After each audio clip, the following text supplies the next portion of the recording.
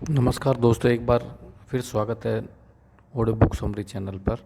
आज जिस बुक की बात करेंगे हम, उस बुक का नाम है पैसों से पैसा बनाना सीखें।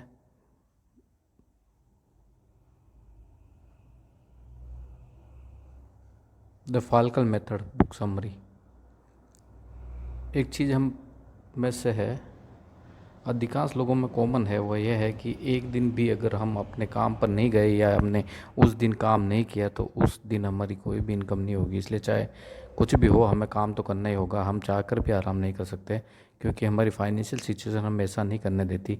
इसी जाल में हम सारी ज़िंदगी फंसे रहते हैं। लेकिन वक्त के साथ न्यू जनरेशन पहले से ज़्यादा फाइनेंशियली अवेयर है और लिटरेट होती जा रही है। इसके साथ इस बात से भी वाकिफ़ होती जा रही है कि ज़िंदगी भर मेहनत करके बुढ़ापे तक एक मेडियोक्रिटी लाइफ जीना का तरीका नहीं है। इसलिए इस जनरेशन का ज़्यादातर फोकस अर्ली रिटायरमेंट और पैसिव इनकम और फाइनेंशियल फ्रीडम में है। तभी लोग स्टॉक्स और शेयर्स में इन्वेस्ट करने में इंटरेस्ट दिखा रहे हैं। लेकिन जो प्रॉब्लम अधिकतर लोगों को आती है वह यह है कि कौन से स्टॉक लिए जाए, क्योंकि क्वालिटी स्टॉक को सस्ते रेट पर बाई करना ही इन्वेस्टिंग का रियल चैलेंज होता है, जिसके लिए ऑथर डेविड सोलमन ने अपनी बुक द फाल्कन मेथड में हमें एक ऐसा इन्वेस्टमेंट मेथड सिखाते हैं जो वैल्यू इन्वेस्टिंग, कॉमन सेंस और बेसिक डिसिप्लिन के प्रिंसिपल पर बेस्ड है, जिसका अल्टीमेट गोल है कि आप ऐसे स्टॉक्स का पोर्टफोलियो बनाएं जिससे आप रिटर्न के साथ ही अपनी पैसिव इनकम भी बना पाएँ। दोस्तों, अगर आपको स्टॉक मार्केट में छोटा छोटा इन्वेस्टमेंट करना हो तो डीमैट अकाउंट ओपन करना है तो डिस्क्रिप्शन में लिंक दिया गया, जहाँ जाकर आप इस बुक को भी परचेज कर सकते हो और अपना डीमैट अकाउंट भी खोल सकते हैं। तो दरअसल फाल्कन एक पक्षी का नाम है जो शिकार करने में माहिर होता है। उसी पक्षी की तरह ये मेथड भी काम करता है, क्योंकि ऑथर ने अपनी अर्ली एज में ही काफ़ी फाइनेंशियल स्ट्रगल देखे थे। इसके बाद ही वह डिसाइड कर लिया था कि वह बड़े होकर इस रेट रेस में नहीं पड़ना चाहते। एक नज़र ऑथर डेविड सोलियोमी 33 ईयर्स की उम्र में फाइनेंशियल फ्री होकर रिटायर हो गए। ऑथर का जन्म 1982 में हंगरी में हुआ था। जब वह 10 साल के थे तो उनके माता पिता का तलाक हो गया था। वे अपनी माँ के साथ ही रहते थे और किंडरगार्टन टीचर भी थी। ऑथर ने अपनी व्यवस्था में डिफरेंट फाइनेंशियल रियलिटीज़ का सामना किया था, इसलिए उन्होंने डिसाइड किया कि उन्हें कितनी जल्दी हो सके फाइनेंशियली फ्री होना ज़रूरी है। अपने ही इसी निर्णय से उन्हें प्रेरणा मिली और अपनी काबिलियत और सीखने की जुनून से वे 33 ईयर्स की उम्र में फाइनेंशियल फ्री हो गए। वे एक फुल टाइम इन्वेस्टर बन गए। इनकी यह बुक हमें बताती है कि स्टॉक मार्केट ही वह जगह है जहां हम बहुत छोटे से शुरुआत कर सकते हैं। इसके द्वारा हम फाइनेंशियली फ्री हो सकते हैं, जिससे एक समय बाद हम नहीं बल्कि हमारा पैसा का हमारे लिए काम करने लग जाता है। Falcon method types of investment 2011 में इसके सबसे महान निवेशक वॉरेन बफेट ने अपने शेयर होल्डर्स को एक लेटर लिखा, जिसमें उन्होंने 3 प्रकार की इन्वेस्टमेंट के बारे में बताया। जिसमें सबसे पहली इन्वेस्टमेंट है करेंसी बेस्ड इन्वेस्टमेंट। इस प्रकार की इन्वेस्टमेंट में बॉन्ड व बैंक डिपॉजिट आते हैं। यह वह इन्वेस्टमेंट है जिसे इन्वेस्टर सबसे सेफ इन्वेस्टमेंट समझते हैं, जबकि वास्तविकता यह है कि ये इन्वेस्टमेंट का सबसे अच्छा विकल्प बिल्कुल भी नहीं है। इसका डिसएडवांटेज यह है कि इस पर मिलने वाला ब्याज महंगाई दर से भी कम होता है। इस प्रकार हम इसमें इन्वेस्ट करने से अपनी इन्वेस्टमेंट वैल्यू बढ़ाने की बजाय कम कर देते हैं। अनप्रोडक्टिव एसेट्स, इसमें गोल्ड, राइस, ऑयल आदि इसी प्रकार के इन्वेस्टमेंट में आते हैं। इन्वेस्टर यह सोचकर इसमें निवेश करते हैं एक दिन उनका दाम ऊपर जाएगा, इस तरह उनकी इन्वेस्टमेंट वैल्यू बढ़ जाएगी। लेकिन ये इन्वेस्टमेंट अक्सर लोगों के घर या लॉकर में ही रह जाती है। तब तक ये इन्वेस्टमेंट निवेशक के पास ही रहती है। ये कोई फ़ायदा नहीं देती, केवल तभी फ़ायदा देता है जब इन्वेस्टर बेच देते हैं। प्रोडक्टिव एसेट्स, इस प्रकार का निवेश सबसे अच्छा निवेश समझा जाता है। स्टॉक मार्केट इस निवेश का सबसे अच्छा उदाहरण। वॉरेन बफेट इसी कैटेगरी में निवेश की सलाह देते हैं। यही ऐसी कैटेगरी है जो इन्फ्लेशन को पीछे छोड़कर आपको अच्छे रिटर्न जनरेट करके दे सकती है। इसकी सबसे बड़ी विशेषता यह है कि आप बहुत मामूली कैपिटल से शुरुआत कर सकते हैं। आप जब किसी कंपनी का एक शेयर स्टॉक भी खरीदते हैं तो आप उस कंपनी की छोटी सी हिस्सेदारी को खरीदते हो, उस बिज़नेस को खरीदते हो। जब आप लंबे समय तक उस कंपनी के भागीदार बने रहते हो तो आपको वहाँ से आपकी कैपिटल पर बहुत अच्छा रिटर्न मिलता है। जब कंपनी को प्रॉफिट होता है तो कंपनी के शेयर होल्डर होने के नाते आपको भी इसमें हिस्सेदारी मिलती है। हमें ये बात हमेशा याद रखना चाहिए। स्टॉक मार्केट में सफलता पाने के लिए अच्छे शेयर के साथ लंबे निवेश तक बने रहना भी बहुत ज़रूरी है। What is falcon method? Falcon method हमें बताता है कि कंपनियों की पूरी रिसर्च करने के बाद एक बार जब बेस्ट कंपनी सेलेक्ट कर लेते हैं तो उससे अपने लंबे समय अपने पास तक होल्ड रख के रखो। यही स्टॉक मार्केट में सफलता मूल मंत्र है। इंडियन स्टॉक मार्केट में 5,000 से भी ज़्यादा कंपनियाँ लिस्टेड है। ऐसे सवाल यह आता है कि किस कंपनी में इन्वेस्ट कर, इसका मतलब जवाब हमें फाल्कन मेथड से मिलता है। फाल्कन मेथड कहता है किसी कंपनी का शेयर खरीदने से पहले जानना जरूरी है कि कंपनी कैसे काम करती है। जब वो कंपनी को फाइनेंशियल रूप में देखते हैं तो हमें इसे एक ब्लैक बॉक्स की तरह समझने की ज़रूरत होती है। एक इन्वेस्टर होने के कारण ये आपके लिए पॉसिबल नहीं है आप ये जान पाओ कि कंपनी के अंदर क्या चल रहा है, लेकिन आपके हाथ में एक बात ज़रूर है कंपनी के बाहर क्या चल रहा है। इसके लिए आपको इनपुट पाइप्स और आउटपुट पाइप्स को समझने की ज़रूरत है जो ब्लैक बॉक्स से समझ जुड़े हुए हैं।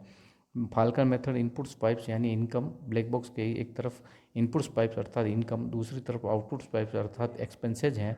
इनपुट पाइप में सबसे पहला पाइप है रेवेन्यू का मिलना है, वह यह इनकम है जो कंपनी को अपने प्रोडक्ट और सर्विसेज के माध्यम से अपने ग्राहकों के द्वारा मिलती है रेवेन्यू। इसका दूसरा पाइप है बोरोड मनी, मतलब ये वह पैसा है जो कंपनी ने अपने बिजनेस को एक्सपांड करने के लिए या फिर चलाने के लिए बैंक से लोन के रूप में लिया। तीसरा पाइप इक्विटी सेल, जब कंपनी फंड रेज करने के लिए अपने नए शेयर्स होल्डिंग को कम करती है फिर उस नए शेयर्स को बाजार में बेचती है तो यह एक इक्विटी सेल में आता है। और इस बात पर ध्यान देना बहुत ज़रूरी है क्योंकि बहुत सारी कंपनियां इस तरह से इकट्ठे किए गए पैसे से शेयर होल्डर्स को डिविडेंड देती है जो बिल्कुल भी उचित नहीं है। फाल्कन मेथड आउटपुट पाइप्स यानी एक्सपेंसेस, यह बात आउटपुट पाइप्स की करते हैं। यहाँ हम सबसे पहले पाइप ऑन गोइंग एक्सपेंसेस का मिलता है।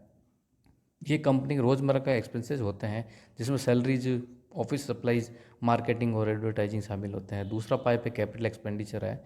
यह वेब एक्सपेंसेस है जो उन चीज़ों को खरीदने में लगाया जाता है जिनकी यूज़फुल लाइफ 1 साल से ज़्यादा की होती है जैसे कंप्यूटर्स, मशीनरी और बिल्डिंग आदि। तीसरा पाइप एक्विजिशंस, ये वह एक्सपेंसेस होते हैं जब कंपनी अपनी ग्रोथ के लिए दूसरी कंपनी का अधिग्रहण करती है। चौथा पाइप पेमेंट ऑफ डेब्ट्स का होता है जो फॉरवर्ड मनी कंपनी के इनपुट पाइप में शो होता है जिसे कंपनी को ब्याज से चुकाना पड़ता है। इसलिए इस पाइप से हमें यह पता चलता है कि कंपनी को अपने कर्जे चुकाने में कितना भुगतान करती है। पांचवा पाइप टैक्सेस का होता है, वह एक्सपेंस है जो कंपनी को टैक्स के रूप में सरकार को पे करना होता है। छठा पाइप प्रॉफिट्स का होता है। इस पाइप से हमें यह पता चलता है कि कंपनी अपने प्रॉफिट्स का उपयोग किस प्रकार करती है। इस पाइप के अंदर हमें 3 प्रकार के सब पाइप मिलते हैं जिसमें कि पैसा बाहर जाता है, जिनमें पहला डिविडेंड से कंपनी अपने प्रॉफिट में से कुछ भाग अपने शेयर होल्डर्स को देती है तो इसे डिविडेंड कहा जाता है। दूसरे पाइप में शेयर बाईबैक का है, जब कंपनी सरप्लस कैश के कुछ भाग से अपने ही शेयर को ओपन मार्केट से खरीदती है तो उसे शेयर बाईबैक कहा जाता है। तीसरा रिटेन्ड अर्निंग है, जब कंपनी अपने प्रॉफिट्स को अपने बिजनेस को बढ़ाने के लिए अपने पास ही रख लेती है जिससे कंपनी की ग्रोथ होती है। यहाँ पर यह भी ध्यान रखना जरूरी है कि कंपनी इस पैसे को किस प्रकार और कहाँ पर प्रयोग करती है। वह कंपनी अपने शेयर होल्डर्स को अच्छा रिटर्न जनरेट करके देती है। जिसके इनकम पाइप से ज़्यादा इनकम अंदर आ रही हो, वही आउटपुट पाइप से कम बेहतर बाहर जा रहा हो तो कंपनी अपने प्रॉफिट्स को बहुत अच्छे से मैनेज करती हो। जिस कंपनी के पास कर्ज न हो, जिसके पास एसेट्स हो और उसकी लायबिलिटी की तुलना बहुत ज़्यादा हो। The goal of falcon method, falcon method हमें स्टॉक्स मार्केट में बाई और होल्ड की पॉलिसी पर चलने के लिए कहता है। ये लोकप्रिय पुराने क्वांट मॉडल से बिल्कुल अलग है। क्वांट मॉडल के अनुसार आप कुछ क्वांटिटी मेथड के जरिए बेस्ट शेयर्स को खरीदते हैं, 1 साल तक जब उन्हें होल्ड करके रखते हैं, फिर उन्हें बेच देते हैं, फिर से अपनी रिसर्च करके बेस्ट शेयर्स को खरीदते हैं, फिर 1 साल बाद उन्हें बेच देते हैं। इस प्रकार हर हल आपको यह प्रक्रिया दोहरानी होती है। एक इन्वेस्टर के लिए ये बिल्कुल भी कंफर्टेबल नहीं होता है। ऐसे में आप उन कंपनी के शेयर्स को भी खरीद लेते हैं जिनका आपने नाम भी नहीं लिया है, सुना होगा। इसका एक डिसएडवांटेज ये भी होता है कि कभी कभी कंपनी योजनाओं का रिजल्ट देखने में 1 साल से ज़्यादा का टाइम लग जाता है। जब आप उसके शेयर्स को 1 साल में ही बेच देते तो आप उस कंपनी की ग्रोथ में हिस्सेदार बनने से चूक जाते हैं। इसके विपरीत फाल्कन मेथड हमें बताता है कि हमें क्वालिटी वाइज अच्छे शेयर्स का चुनाव करके लंबे समय तक होल्ड करके रखना होगा जिससे उस शेयर से हमारे जीएम में डिविडेंड के रूप में लगातार पैसा आता रहे। बाय और होल्ड के द्वारा ही इन्वेस्टर यहाँ से अच्छा खासा रिटर्न जनरेट कर पाते हैं। 5 स्ट्रेटेजी ऑफ फाल्कन मेथड, जब हमें फाल्कन मेथड की 5 स्ट्रेटेजी को समझना होगा जिसकी सबसे पहली स्ट्रेटेजी है falcon method select group of top qualities companies. Falcon method कहता है कि आपको सबसे पहले टॉप क्वालिटी कंपनी को सेलेक्ट करना होगा। आपको उन कंपनीज पर फोकस करना होगा जो पिछले 20 सालों से लगातार अपने शेयर होल्डर्स को बेहतर डिविडेंड दे रही हो, जिन्होंने कभी भी डिविडेंड में कटौती ही नहीं की हो। उत्तर कहते हैं कि हमें कंपनी की डिविडेंड स्टोरी से कोई समझौता नहीं करना चाहिए। वैसे 20 साल के डिविडेंड हिस्ट्री देखने के लिए इसलिए कहते हैं ताकि कंपनी ने एक रिसेशन जरूर फेस किया होगा। वह कंपनी बेहतर है जिसने रिसेशन के समय भी अपने शेयर होल्डर्स के डिविडेंड में कटौती न की हो, विपरीत हालात में भी कंपनी की अर्निंग पावर और स्ट्रेंथ को बरकरार रखा हो। उत्तर कहते हैं कि आपको उन कंपनीज को सिलेक्ट करना चाहिए जिनका dividend pay out ratio highest हो। डिविडेंड पे आउट रेशियो इस बात से निकलता है कंपनी अपने प्रॉफिट का कितना भाग अपने शेयर होल्डर्स को डिविडेंड के रूप में देती। फाल्कन मेथड आइडेंटिटी स्टॉक और buy them on the cheap price. Falcon method कहता है कि आपको किसी भी कंपनी का शेयर तब खरीदना चाहिए जब वह सस्ते वैल्यूएशन में मिल रहा हो। आपको उस कंपनी के प्राइस हिस्ट्री को चेक करना होगा, उससे उसका एक एवरेज लो लेवल निकालना होगा। जब वह कंपनी अपने एवरेज लो लेवल पर ट्रेड कर रही हो तो उस समय उस शेयर में एंट्री करना है सबसे बेहतर होता है। जब कंपनी का शेयर और वैल्यूड हो तो उसे नहीं लेना चाहिए, तभी आप उस शेयर से बेहतर रिटर्न जनरेट कर सकते हैं। Falcon method filter the short listed stocks. जब आपने क्वालिटी स्टॉक्स सेलेक्ट कर लिया तब यह भी पता कर लिया कि किस समय उसमें एंट्री लेनी चाहिए, तो तब आपको उसे फ़िल्टर करना है। इसके लिए आपको 3 और चीज़ों का कंपेयर करने की ज़रूरत है। सबसे पहले डिविडेंड यील्ड है। इससे हमें यह पता चलता है कि कंपनी ने साल भर में प्रति शेयर जो डिविडेंड्स डिक्लेयर किया है वह कंपनी के करंट शेयर प्राइस का कितना परसेंटेज है। इसके बाद फ्री कैश फ्लो यील्ड को जो होता है, जो कंपनी के पास सभी खर्चों के बाद बच जाता है, इसे निकालने के लिए कंपनी के टोटल कैश फ्लो को कंपनी के टोटल नंबर ऑफ शेयर से डिवाइड करना पड़ेगा, जिसमें हमें फ्री कैश फ्लो पर शेयर मिल जाएगा। फिर फ्री कैश फ्लो पर शेयर को कंपनी के करंट मार्केट से डिवाइड करने पर हमें फ्री कैश फ्लो यील्ड भी मिल जाएगा। अब शेयर होल्डर यील्ड में से हमें यह पता चलता है कि कंपनी अपने इन्वेस्टर के साथ कितने पैसे शेयर करती, चाहे वह कि डिविडेंड के जरिए हो या फिर बाईबैक शेयर के जरिए हो। Falcon method rank the survivors.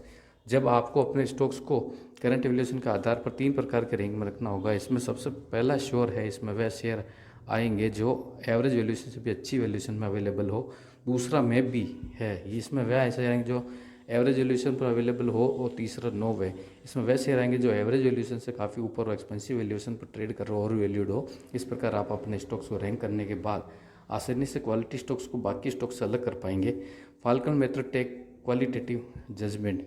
ये सब एनालिसिस करने के बाद आपकी नॉलेज काफ़ी बढ़ जाएगी। उसके आधार पर आपको क्वालिटेटिव जजमेंट लेने में आसानी हो जाएगी। इस सब के बाद आपके पोर्टफोलियो में अब सिर्फ क्वालिटी स्टॉक्स ही बचेंगे, जिसके साथ आपको लॉन्ग टर्म तक बने रहना है। इस प्रकार फाल्कन मेथड का गोल ये है कि क्वालिटी स्टॉक्स को बाई करो और उसे अपने पोर्टफोलियो में लॉन्ग टर्म तक होल्ड करके रखो। ऐसा करने से ही आप स्टॉक मार्केट में बेहतर रिटर्न जनरेट कर पाएंगे, अपने लिए पैसिव इनकम बना पाएंगे जो तब भी काम करेगी। यहाँ पर आपको रिकमेंड चाहूँगा कि ये आपकी डेविड सेलमन की है बुक द फाल्कन मेथड से पढ़नी चाहिए, ताकि आपको इस समरी को सुनने के बाद कैसा लगा। अच्छा लगा तो आप लाइक एंड सब्सक्राइब कीजिएगा। और आपको अगर बुक परचेज करनी है, डिस्क्रिप्शन में लिंक दिया गया, जहाँ जाकर उसको परचेज कर सकते हो और डिटेल में पढ़ सकते हैं।